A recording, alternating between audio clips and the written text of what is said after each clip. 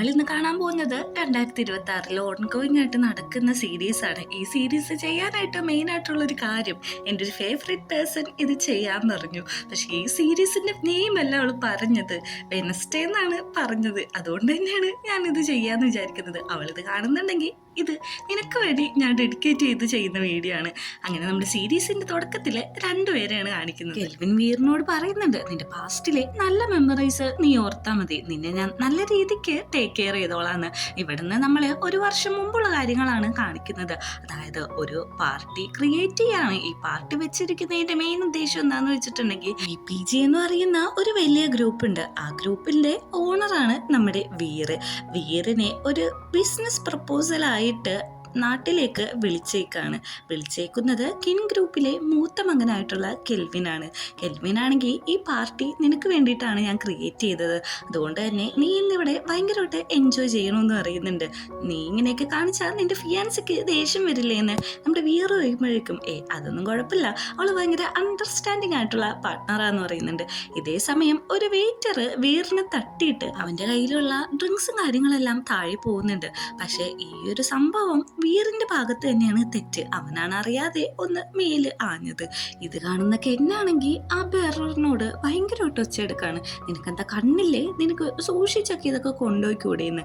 അതുമാത്രമല്ല, ഇങ്ങനെ VIP-യുടെ ഒക്കെ മേത്ത് ഇങ്ങനെ ഇട്ടിട്ടുണ്ടെങ്കിൽ എന്തോരം ബുദ്ധിമുട്ടുണ്ടാവും അറിയോ. നിന്റെ ഈ കൂളിംഗ് ഗ്ലാസ് എന്തിനു വെച്ചേക്കാണ്, അവന്റെ ജാക്കറ്റിന് തന്നെ എത്ര രൂപയെന്ന് നിനക്ക് അറിയോന്നൊക്കെ ചോദിച്ച് ഒച്ചയെടുക്കാണ്. പക്ഷെ വീറാണെങ്കിൽ ആ നിൽക്കുന്ന വെയിറ്ററിന് തന്റെ കയ്യിലുള്ള ഒരു കർച്ചീഫ് കൊടുത്തിട്ട് എന്തെങ്കിലും പ്രശ്നം ഉണ്ടെങ്കിൽ എന്നോട് പറയണോ കേട്ടോ എന്ന് പറയുന്നുണ്ട്. ഇന്ന് ഞാൻ വന്നേലുള്ളൂ, എനിക്ക് ഈ പാർട്ടി അറ്റൻഡ് ചെയ്യാൻ പറ്റത്തില്ല, ഉറക്കം വരുന്നുണ്ട്, നാളെ കാണാന്ന് പറഞ്ഞിട്ട് വീറ് അവിടെ നിന്ന് പോവുകയാണ്. ഇനി നമ്മളെ കിങ് ഗ്രൂപ്പാണ് കാണിക്കുന്നത്. ഈ കിങ് ഗ്രൂപ്പിലെ മെയിൻ ആയിട്ടുള്ള വ്യക്തിയാണ് കാത, അതായത് കെന്നിന്റെ ഫാദറും കെന്നും കൂടി നമ്മുടെ വീറിനെ സ്വന്തം വീട്ടിലേക്ക് ക്ഷണിച്ചേക്കാണ് താമസിക്കാൻ വേണ്ടിയിട്ട്. കാതയും കെന്നും കൂടി അവിടെയുള്ള ഇന്റീരിയർ ഡിസൈൻസ് എല്ലാം നമ്മുടെ വീറിന് കാണിച്ചു കൊടുക്കുന്നുണ്ട്. അങ്ങനെ അവരുടെ വീട്ടിന്റെ മുറ്റത്തെ ഗാർഡനിൽ എത്തിയിട്ടുണ്ട്. അവിടെയും കുറെ വർക്കും കാര്യങ്ങളൊക്കെ ഉണ്ട്. അവര് അത് ഓരോന്നായിട്ട് പരിചയപ്പെടുത്തി കൊടുക്കാണ്. കെന്നിന് ഇങ്ങനത്തെ വർക്കിൽ കാര്യങ്ങളിലെല്ലാം ഭയങ്കര പാഷനാണ് എന്നുള്ള രീതിയിലാണ് ഫാദർ സംസാരിച്ചുകൊണ്ടിരിക്കുന്നത്. പിന്നെ അവരുടെ ബിസിനസ്സിന്റെ കാര്യം പറയുമ്പോഴേക്കും, ഞാനിപ്പോൾ വന്നിട്ടല്ലേ ഉള്ളൂ, ഞാനൊന്ന് തിങ്ക് ചെയ്യട്ടെ, എന്നിട്ട് നമുക്ക് അതിനെക്കുറിച്ച് ആലോചിക്കാമെന്നും പറയുന്നുണ്ട്. അങ്ങനെ ഇരിക്കുമ്പോഴാണ് അവിടുത്തെ കുറച്ച് ജോലിക്കാര് പുതിയ വർക്കും കാര്യങ്ങളൊക്കെ ആയിട്ട് വരുന്നത്. ഇതെവിടെ വെക്കണ്ടേന്ന് വെക്കുമ്പോഴേക്കും എവിടെയെങ്കിലും വെക്കാനാണ് കെന്നു അറിയുന്നത്.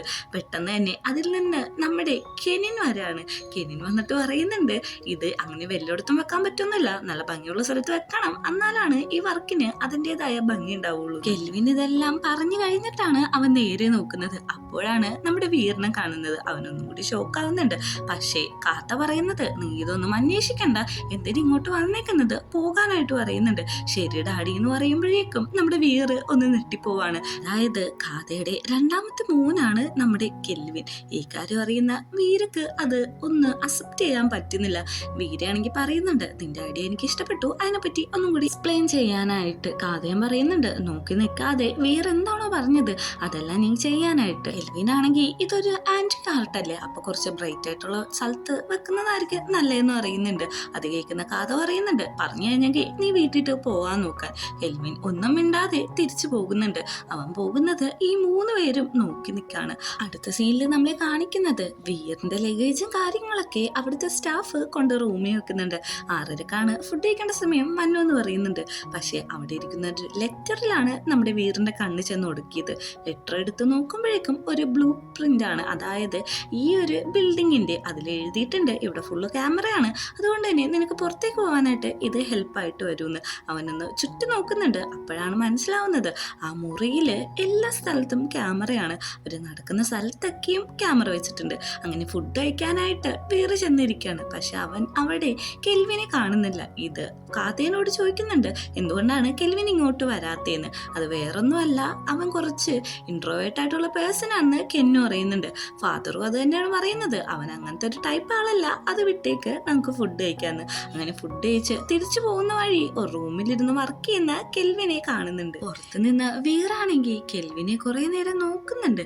ഇത് മനസ്സിലാക്കിയ നമ്മുടെ കെൽവിൻ ഒന്ന് നെട്ടാണ്. അവൻ പുറത്ത് അടുത്തേക്ക് വന്നിട്ട് ചോദിക്കുന്നുണ്ട്, എന്തെങ്കിലും അത്യാവശ്യം ഉണ്ടോ, എന്തെങ്കിലും ഹെൽപ്പ് ചെയ്ത് തന്നെ ഒന്ന്. ഒന്നും വേണ്ട, നീ എന്താ ഫുഡ് കഴിക്കാൻ വരാഞ്ഞെന്ന് നോക്കുമ്പോഴേക്കും എനിക്ക് കുറച്ച് വർക്ക് ഉണ്ടായിരുന്നു, അതുകൊണ്ടാണ് ഞാൻ വരാത്തേന്ന് പറയുന്നുണ്ട്. പിന്നെ ഞാൻ ആ ലെറ്റർ എന്ന കാര്യം നീ ആരോടും പറയണ്ടെന്ന് പറയുന്നുണ്ട്. ഇല്ല, അതൊന്നും ഞാൻ ആരോടും പറയാൻ പോകുന്നില്ല എന്ന് പറഞ്ഞിട്ട് വാതിലൊന്നും കൂടി തുറക്കാൻ പോകുമ്പോഴേക്കും കെൽവിൻ ഒന്നും കൂടി പറയാണ്, ഇവിടെ ഫുള്ള് ക്യാമറയാണ്, നമ്മൾ എന്ത് ചെയ്യുന്നു അതൊക്കെ അവര് കാണുന്നുണ്ടാവും, അതുകൊണ്ട് തന്നെ ഇവിടുന്ന് പൊക്കോളാൻ പറഞ്ഞിട്ട് വാതിലെടുക്കാണ്. വാതിലിന്റെ പുറകില് വേറെ പോകാതെ അവിടെ തന്നെ നിൽക്കുന്നുണ്ട്. കെൽവിനും അവിടുന്ന് പോകാൻ തോന്നാതെ അവിടെ തന്നെ കുറച്ചേരം നിന്നിട്ടാണ് അവനും പോകുന്നത്. അങ്ങനെ റൂമിൽ തിരിച്ചെത്തിയ നമ്മുടെ വീറാണെങ്കിൽ അവന്റെ അസിസ്റ്റന്റിനെ കോൾ ചെയ്യാണ്. അങ്ങനെയുണ്ട് അവിടെ എത്തിയിട്ട് എല്ലാം ക്ലോസ് ആയിട്ട് വാച്ച് ചെയ്യുന്നുണ്ടോ എന്ന് നോക്കുന്നുണ്ട്.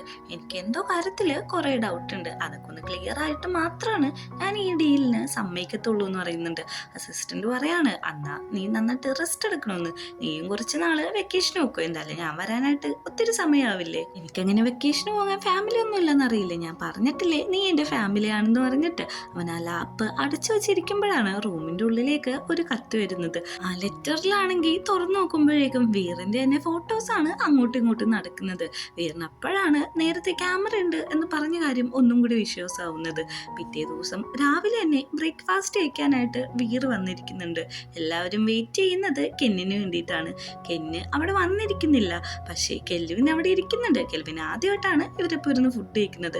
അങ്ങോട്ടേക്ക് കെന്ന് വന്നിട്ട് പറയുന്നുണ്ട്, എന്തിനാ വെയിറ്റ് ചെയ്ത് നിൽക്കുന്നത്, നിങ്ങൾക്കൊക്കെ ഫുഡ് കഴിക്കാൻ പാടില്ലേ എന്ന്. പെട്ടെന്ന് തന്നെ നമ്മുടെ വീർ ചോദിക്കാണ്, അതല്ല എന്തിനാ ഇവിടെ ഇത്ര ക്യാമറയും കാര്യങ്ങളും, ഇന്നലെ ഞാൻ ഇവിടെ താമസിച്ചിട്ടും എനിക്ക് പ്രൈവസി എന്ന് പറഞ്ഞൊരു സാധനം പോലും കിട്ടിയിട്ടില്ലെന്ന്. അച്ഛൻ പറയുന്നുണ്ട്, അത് കുറച്ച് സേഫ്റ്റി ഇഷ്യൂസ് ഉള്ളതുകൊണ്ടാണ് അങ്ങനെയൊക്കെ വെച്ചേക്കുന്നത്. ഈ ഒരു കാര്യം നമ്മുടെ കെൽവിനെ നോക്കിയിട്ട് അച്ഛൻ കുറച്ച് മോശമായിട്ടാണ് പറയുന്നത്. കാരണം കെൽവിൻ അല്ലാതെ വീറിനോട് ഇത് വേറെ ആരും പറയില്ലെന്ന് ഫാദർ കാത്തൊക്കെ നന്നായിട്ട് അറിയാം. അങ്ങനെ ഫുഡെല്ലാം കഴിച്ച് കഴിഞ്ഞിട്ട് കെൽവിനാണെങ്കിൽ വീറിനെ കാണാനായിട്ട് ഡയറക്റ്റ് പോവുകയാണ്. അതെ, ഞാൻ തന്ന ലെറ്ററിന്റെ കാര്യം ആരോടും പറയരുത്, അതൊരു ഇഷ്യൂ ആക്കാനായിട്ട് എനിക്ക് താല്പര്യമില്ല, പക്ഷെ ഞാൻ നിന്നെ ഹെൽപ്പ് ചെയ്യാനാണ് നോക്കിയതെന്ന് പറയുന്നുണ്ട്. ഞാൻ ആരോടും പറയില്ല, എനിക്ക് അങ്ങനെ പറഞ്ഞെടുക്കുന്ന സ്വഭാവമൊന്നുമില്ല, പക്ഷെ ഞാൻ നിന്നോട് ഒരു കാര്യം പറയാം, നീ ടാലന്റഡ് ആണ്, ഹാർഡ് വർക്കിംഗ് ആണ്, നീ എന്തിനാണ് ഇവരടിയിൽ ഇങ്ങനെ നിൽക്കുന്നത്, നിന്നെ വേണമെങ്കിൽ ഞാൻ ഇവിടുന്ന് ഹെൽപ്പ് ചെയ്ത് പുറത്തേക്ക് കൊണ്ടുവരാം, അതിൻ്റെ ഒന്നും ആവശ്യമില്ല എന്ന് പറയുന്നുണ്ട്. നിന്റെ ചെവിയൊക്കെ എന്താണ് ഇങ്ങനെ ചുമന്നിരിക്കുന്നതെന്ന് വെച്ച് ഒന്ന് ടീസും കൂടി ചെയ്യുന്നുണ്ട്. അങ്ങനെ രാത്രി ആവുമ്പോഴേക്കും നമ്മുടെ കെൽവിൻ ഇരുന്ന് വായിച്ചോണ്ടിരിക്കുകയാണ്. ഇംഗ്ലീഷാണ് വായിച്ചോണ്ടിരിക്കുന്നത്. ഇത് കണ്ടുകൊണ്ട് വരുന്ന വീര് പറയുന്നുണ്ട്, നീ ശരിക്കും മൾട്ടി ടാലന്റഡ് ആണ്, സോറി വാതിൽ ഓർന്നെടുക്കായിരുന്നു, കുറച്ചേരം നോക്കി ചെയ്തു, നീ കേൾക്കാതായപ്പോഴാണ് ഞാൻ ഇങ്ങോട്ട് കയറിയെന്ന് പറയുന്നുണ്ട്. ഇത് നിന്റെ ബിസിനസ് വളർത്താൻ വേണ്ടിയാണോ എന്ന് ചോദിക്കുമ്പോഴേക്കും അല്ല, ഇതെന്റെ എഡ്യൂക്കേഷന് വേണ്ടിയിട്ടാണ് ഞാൻ ഇതെല്ലാം പഠിച്ചുകൊണ്ടിരിക്കുന്നത്, എനിക്കങ്ങനെ ബിസിനസ് ചെയ്യണമെന്നൊന്നും താല്പര്യമില്ല, കാരണം ഇതെല്ലാം കെന്നിന്റെ വർക്കാന്ന് പറയുന്നുണ്ട്. നീ എന്തൊരു കള്ളമാണ് പറയുന്നത്, ഇതൊക്കെ നീയാണ് ചെയ്തതെന്ന് എനിക്ക് നന്നായിട്ട് അറിയാന്ന് പറയുന്നുണ്ട്. നമ്മുടെ വീറാണെങ്കിൽ കുറച്ച് ക്ലോസ് ആയിട്ട് കെൽവിന്റെ അടുത്തേക്ക് വരാണ്. ഇപ്പോൾ കിസ് ചെയ്യും എന്നൊരു സിറ്റുവേഷൻ എത്തുമ്പോഴേക്കും നമ്മുടെ കെൽവിന്റെ മുഖത്തിരിക്കുന്ന കണ്ണാട് ഊരി മാറ്റിയിട്ട് തിരിച്ചു വെച്ചു കൊടുക്കാണ്. നിനക്ക് സ്പെറ്റ്സ് ഇല്ലാത്തതാട്ടോ ഒന്നും കൂടി ക്യൂട്ടെന്ന് പറഞ്ഞിട്ടാണ് അവിടുന്ന് നമ്മുടെ വീറ് പോകുന്നത്. അവനത് ഒന്ന് ആലോചിക്കുന്നുണ്ട്. പിറ്റേ ദിവസം രാവിലെ ആണെങ്കിൽ വീറ് നമ്മുടെ കെന്നിന്റെ ഓഫീസിൽ എല്ലാണ്. പുറത്തേക്കുമ്പോഴേക്കും ഉള്ളിന് ഭയങ്കര സെക്ഷലി അബ്യൂസ് ചെയ്യുന്നതിന്റെ ഒച്ചയൊക്കെ കേൾക്കുന്നുണ്ട്. അവനൊന്ന് ഡോറ് നോക്കി ചെയ്യുന്നുണ്ടെങ്കിലും തുറക്കുന്നില്ല. പെട്ടെന്ന് തന്നെ ഒരു പെൺകുട്ടിയാണെങ്കിൽ പുറത്തേക്ക് കരഞ്ഞോണ്ട് ഇറങ്ങി ഓടാണ്. ഇത് കാണുന്ന നമ്മുടെ വീറിന് ഒന്ന് ബാഡ് അടിക്കുന്നുണ്ട്.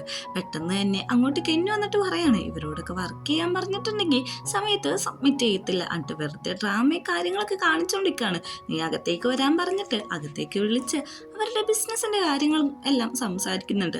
പക്ഷെ ഈ ഒരു സംഭവത്തോടെ തന്നെ വീറിന്റെ പകുതി ഇൻട്രസ്റ്റ് പോയിട്ടുണ്ടായിരുന്നു. പെട്ടെന്ന് ആ റൂമിലേക്ക് കെൽവിൻ കയറി വരാണ്. വന്നിട്ട് പറയുന്നുണ്ട്, എൻഗേജ്മെന്റിന്റെ കാര്യങ്ങളെല്ലാം സെറ്റായി, അവസാനം ഇതൊന്ന് നോക്കിയാൽ മാത്രം മതിയെന്ന്. പെട്ടെന്ന് തന്നെ കെന്ന് ഒച്ചെടുക്കാണ്, ഇവിടെ ഗസ്റ്റ് ഇരിക്കുന്നത് നിനക്ക് കണ്ണു കാണാൻ പാടില്ലേ, നിന്റെ ക്ലാസ് എന്തോ യൂസ്ലെസ് ആണോ, ഇറങ്ങി പോകാനൊക്കെ പറഞ്ഞ് ഭയങ്കരമായിട്ട് ഷൗട്ട് ചെയ്യുമ്പോഴേക്കും വീറ് പറയാണ്, അതിന്റെ ആവശ്യമില്ല, ഞാൻ പൊക്കോളാം, എനിക്കിപ്പോ പോയിട്ട് ഒരു അത്യാവശ്യം ഉണ്ടെന്ന് പറഞ്ഞിട്ട് അവൻ ഇറങ്ങി പോവാണ്. ഇതും കൂടി കാണുന്ന കെന്നിന് ഒത്തിരി ദേഷ്യമാവുന്നുണ്ട്. ഇനി എന്തിനാ ഇവിടെ നിൽക്കുന്നത്, ഇറങ്ങി പൊക്കൂടെയെന്നൊക്കെ ചോദിച്ചിട്ട് പിന്നെ ആ പാവത്തിനെ ഇട്ടിട്ട് ഭയങ്കരമായിട്ട് ഒച്ചെടുക്കാണ്.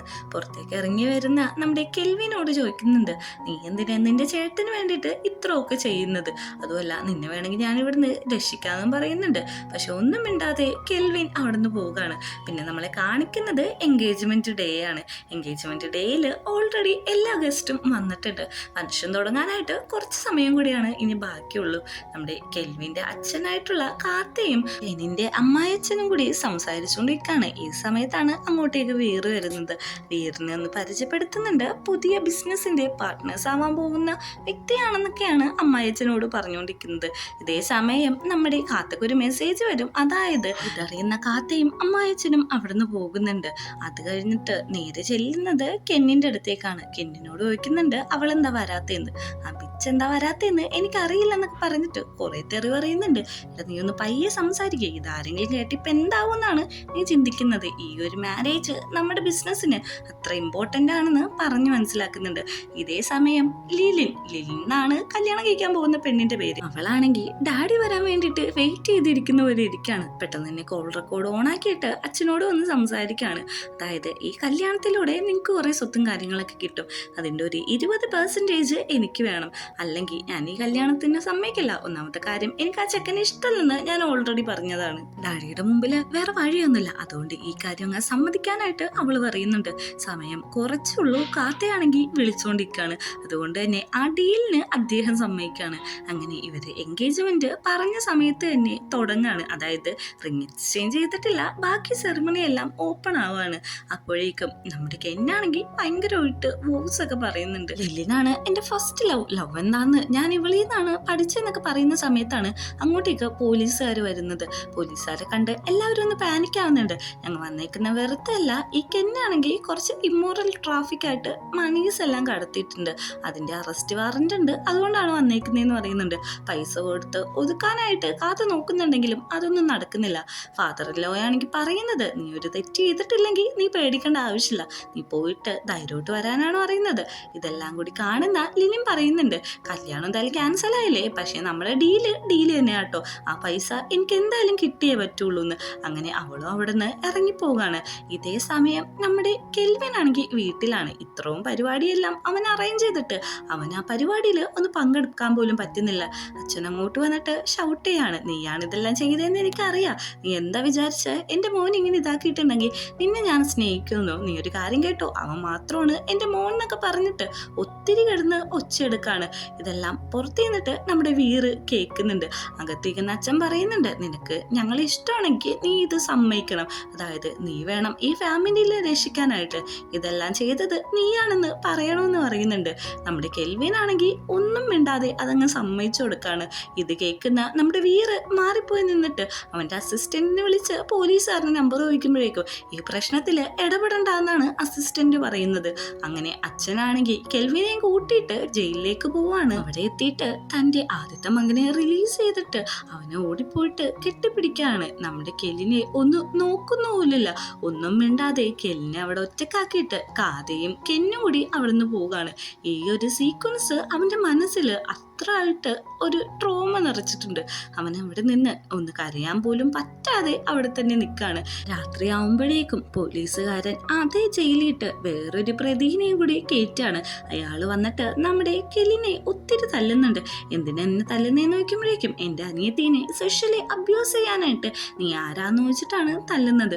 പിറ്റേ ദിവസം രാവിലെ തന്നെ പോലീസുകാരൻ വന്നിട്ട് പറയുന്നുണ്ട് നീ ഇനി ഫ്രീ ആണ്, നിന്നെ ജാമ്യത്തിൽ ഇറക്കിയെന്ന്. പുറത്തേക്ക് ഇറങ്ങി ഫാദർ ആ വന്നേന്ന് നോക്കുന്ന കെലിൻ ഒന്നും കൂടി ഞെട്ടാണ്. ഫാദറിന്റെ സ്ഥാനത്ത് നിൽക്കുന്നത് വീറാണ്. വീറാണെങ്കിൽ ഒന്നും മിണ്ടാതെ കാറിൽ കയറാൻ പറയുന്നുണ്ട്. അതവൻ അനുസരിക്കുകയാണ്. പോകുന്ന വഴിയില് കെൽവിൻ ചോദിക്കാണ് എൻ്റെ അച്ഛൻ പറഞ്ഞിട്ടാണോ നീ എന്നെ രക്ഷിക്കാൻ വന്നേന്ന്, നിന്റെ അച്ഛൻ എങ്ങനെ നിന്നെ രക്ഷിക്കാൻ എന്നോട് പറയൂന്ന് ചോദിച്ചിട്ട് ചിരിക്കാണ്. ഞാൻ എൻ്റെ ഇഷ്ടത്തിനാ വന്നത്, നീ എനിക്ക് ആ ക്യാമറയുടെ കാര്യമൊക്കെ പറഞ്ഞു തന്നില്ലേ, അതുകൊണ്ടാണ് ഞാൻ നിന്നെ ഹെൽപ്പ് ചെയ്തതെന്ന് പറയുന്നുണ്ട്. അങ്ങനെ അവര് ഒരു മൗണ്ടൈൻ്റെ സ്ഥലത്താണ് പോയി നിൽക്കുന്നത്. ഇവിടെ നിൽക്കുന്നത് ഒരു ഫ്രഷ് എയർ കിട്ടാൻ വേണ്ടിയിട്ടാണ്. എനിക്ക് ഈ വ്യൂ ഇഷ്ടപ്പെട്ടു എന്ന് ചോദിക്കുന്നുണ്ട്. ഇഷ്ടപ്പെട്ടു എന്ന് പറയുന്നുണ്ട്, പക്ഷെ എനിക്ക് ഗ്ലാസസ് ഇല്ലാത്തതുകൊണ്ട് ഒന്നും അങ്ങ് മര്യാദക്ക് കാണാൻ പറ്റുന്നില്ല എന്ന് പറയുന്നുണ്ട്.